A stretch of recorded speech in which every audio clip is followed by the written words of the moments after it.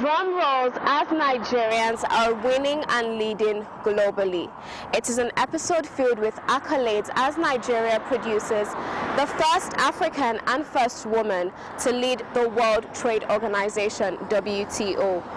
Also representing is our very own Kamaru Usman, aka the Nigerian Nightmare, as he retains his UFC welterweight belt.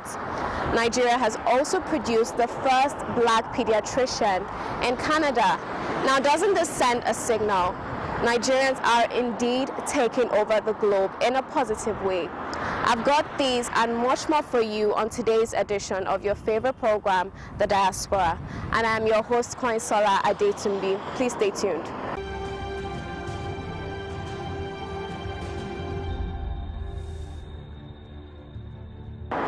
Dr. Okonjo Iweala has been appointed as the Director General of the World Trade Organization.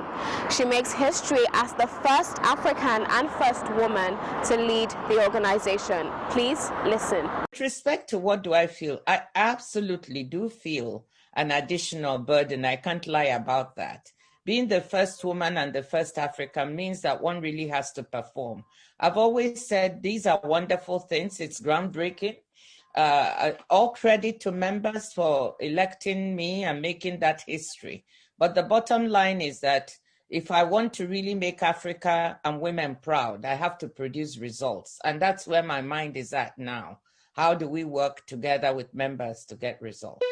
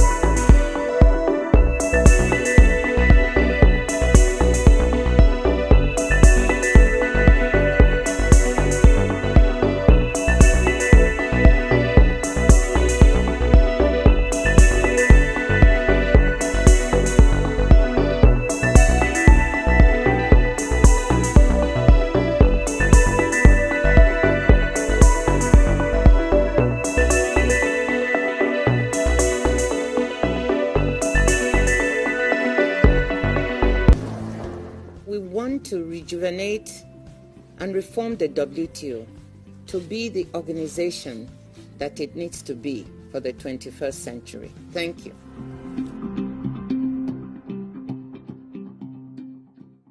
The world is ready and women can do it. Congratulations, ma'am. Now, Schengen Story Media, a publication platform that deals with issues affecting Nigerians in Europe, organized a virtual town hall meeting to discuss better engagement between Nigerians in Europe and the Nigerians in Diaspora Commission. Please listen. I welcome everybody to our Schengen Story Media virtual town hall meeting. It's a virtual town hall meeting because we're not seen physically, but we are all connected. This is a beautiful platform where we rub minds, share ideas, and look into situations and issues that affect us as Nigerians in diaspora, as also Nigerians in Nigeria. Schengen Story Media is on a mission, and that mission is, number one, to give the Nigerian image, to show the positive side of the Nigerian image. For our officers from Nigeria, there's a problem we have in Europe, and that is there's a stereotype. There's this muffled up idea that all Nigerians are like this and like that. So, but the interesting thing is there are Nigerians doing wonderful things, Nigerians doing impactful things, great things. There are entrepreneurs, there are scientists, there are teachers, there are sports people all from Nigeria in Europe. So we try our best to find these people out and show the world that, look, there are these people also with us. So that is one of our mission. Now, the other mission is we're trying to bring a development to the Nigerian community as a whole in Europe. So, and that development means us rubbing minds together, looking into issues together, and looking for solutions also together. The commission called NIDCOM. NIDCOM is more like the parent organization to NIDO. We all know what NIDO is. Now, NIDCOM oversees NIDO, and NIDCOM looks into our issues right there in Nigeria. NIDCOM was established for the Nigerians in diaspora to provide for us engagement. NIDCOM was established also to advise government on major issues that could accelerate the development of Nigeria.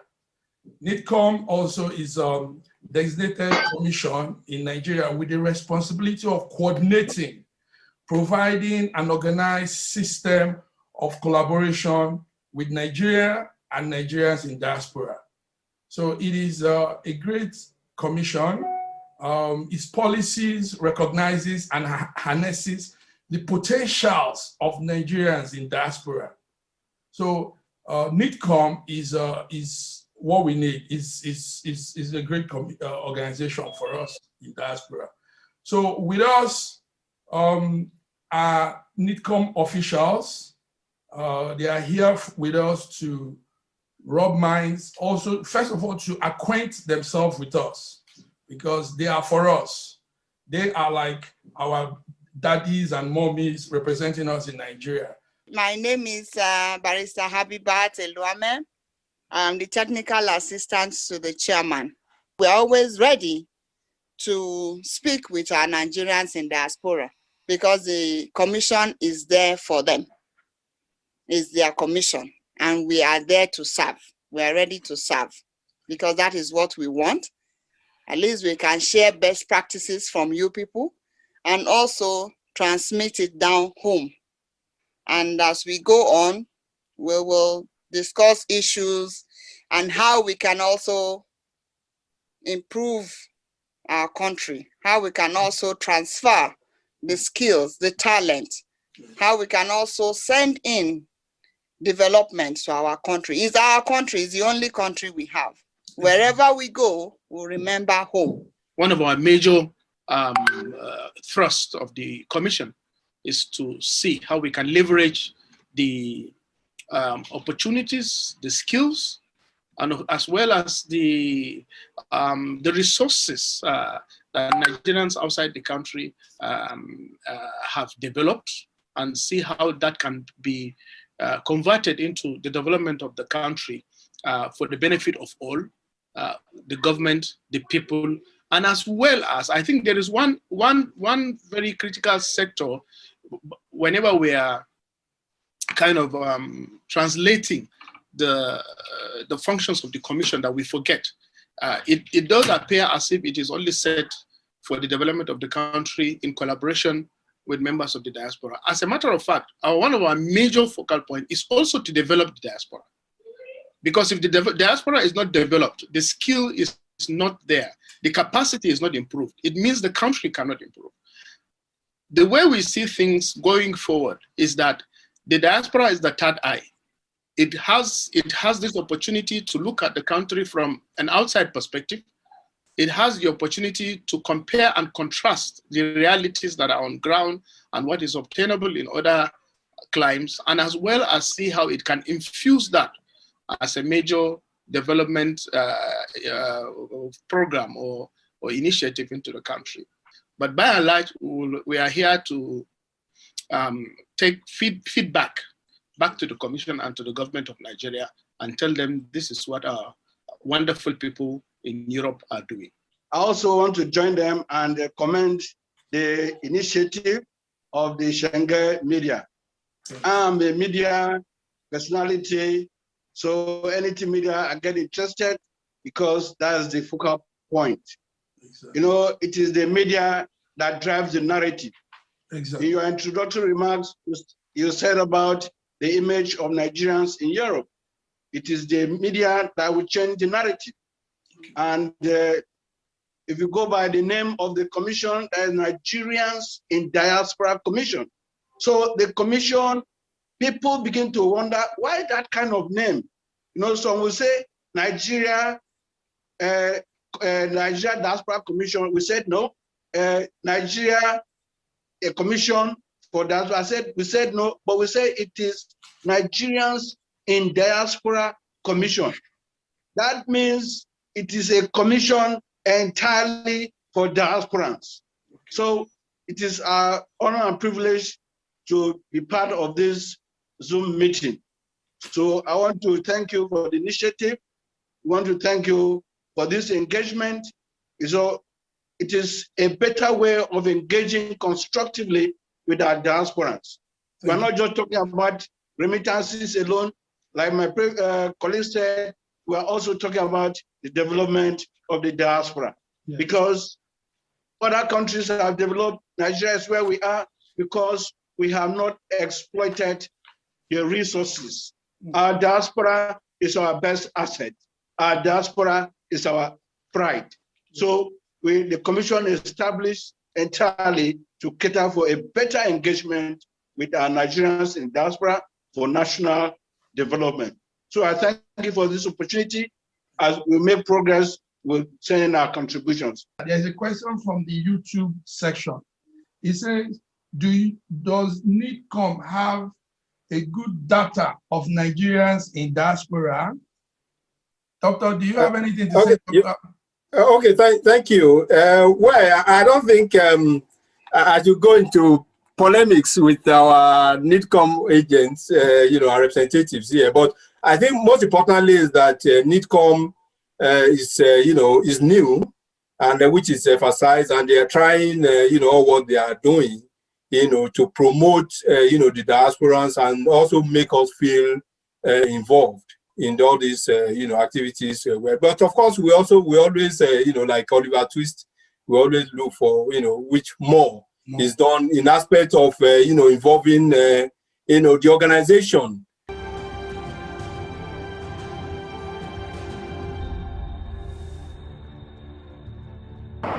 Kudos, such a great initiative.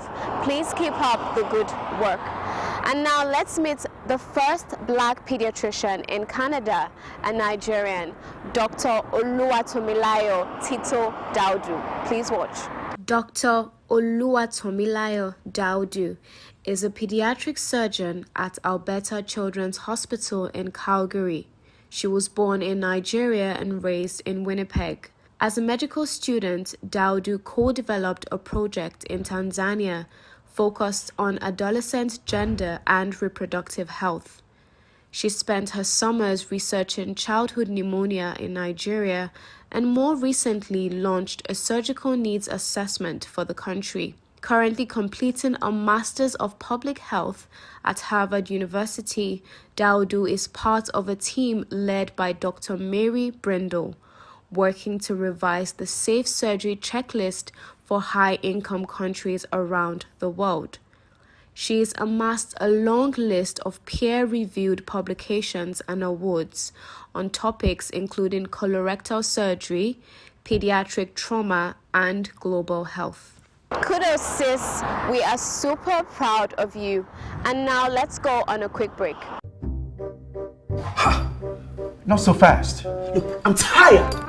I want to check out of this country for greener pastures. Just calm down for a moment. Please sit down.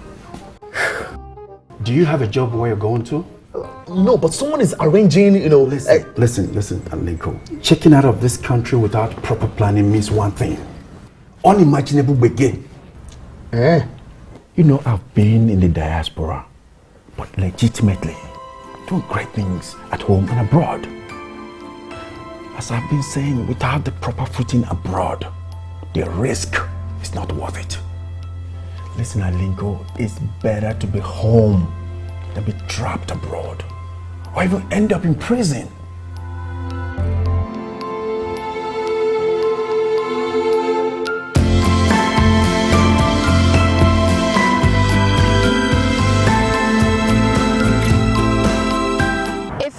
must travel, please travel legitimately.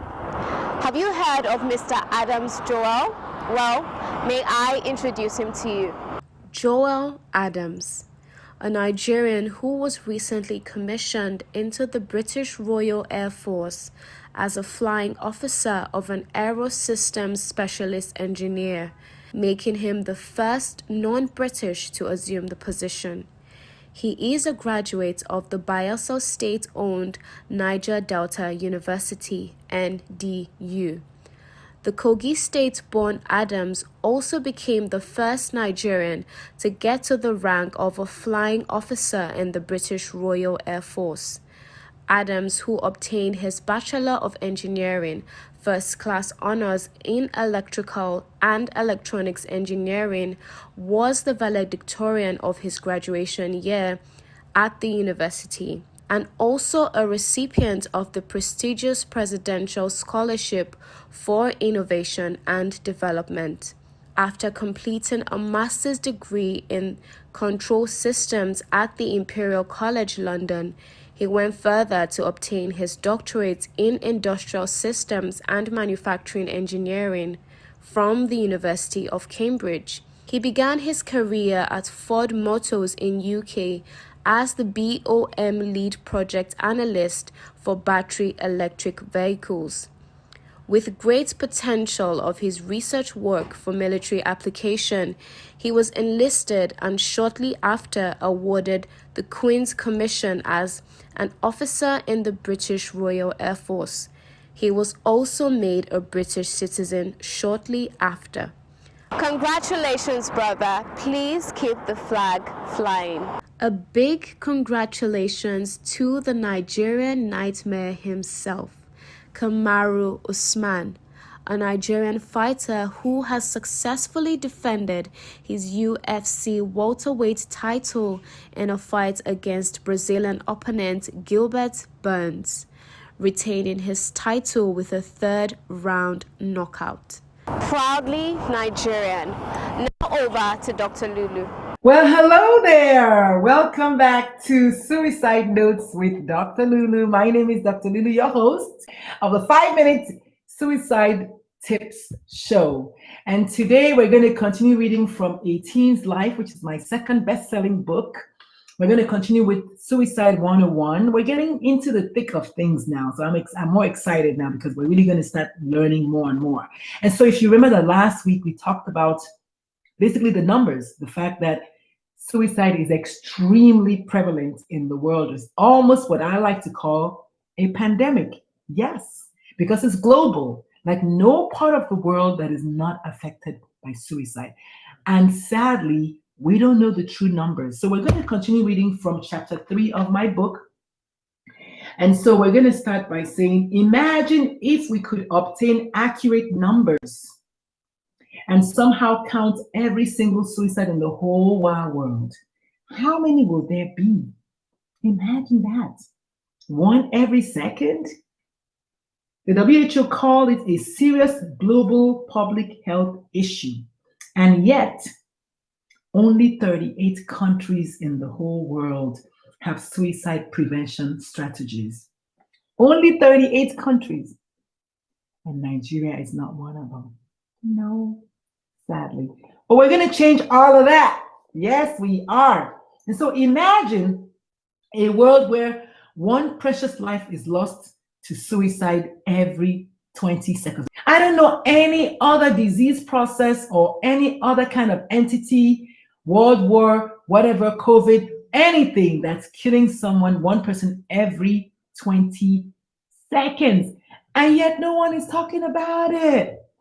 Dr. Lulu, what's up with that? I don't know, but we're going to try to change that. We're going to start talking about suicide. So maybe we can even prevent it, right? So what kind of world would that be?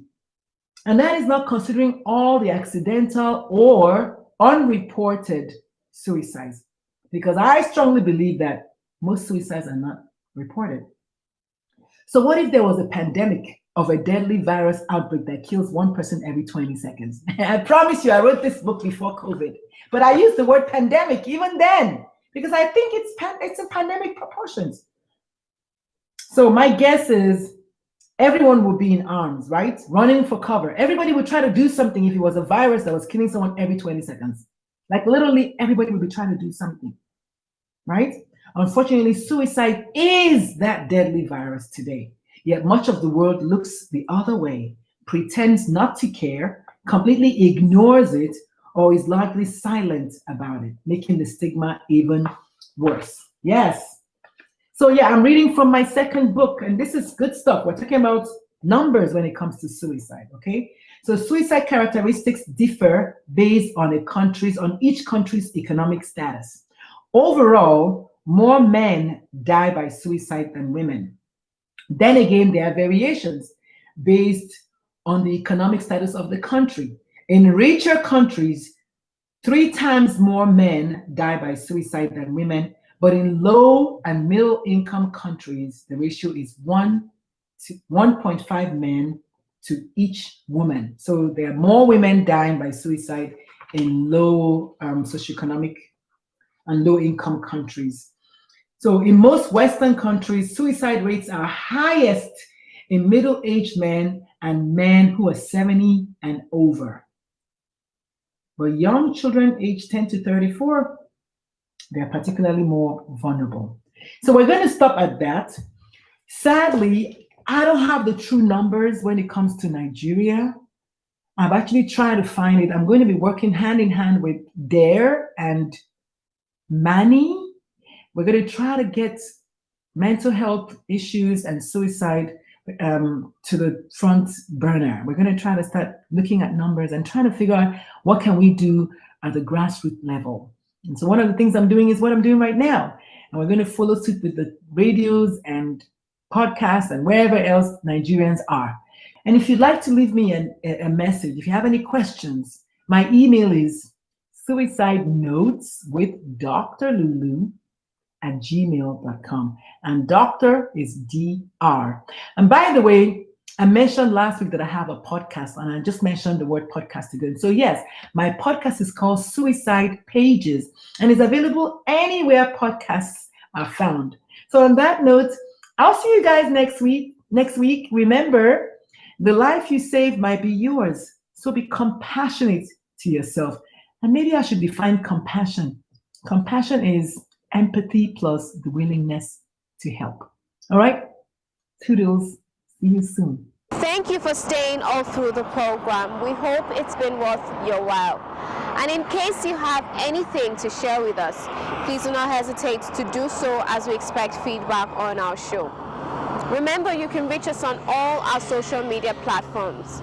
On Facebook at Nigerians in Diaspora Commission, on Twitter at nidcom_gov, on our Instagram page at nidcom_gov, on our YouTube page at nidcom_gov, and on our website at www.nidcom.gov.ng. You can also join us on DSTV at NTA Network on Friday at 10:30 a.m., on NTA International on Tuesday at 6 a.m. and 10:05 p.m., on NTA News 24 on Friday at 2:30 p.m., and on Sunday at 10:30 a.m. You can also join us on WAP TV on Thursdays at 9 a.m. and on WTV on Wednesdays and Sundays at 8 a.m. You can also join us on Ben TV London at 4:30 p.m. on Saturday. I remain your host, Koinsola Adetumbi. See you next time.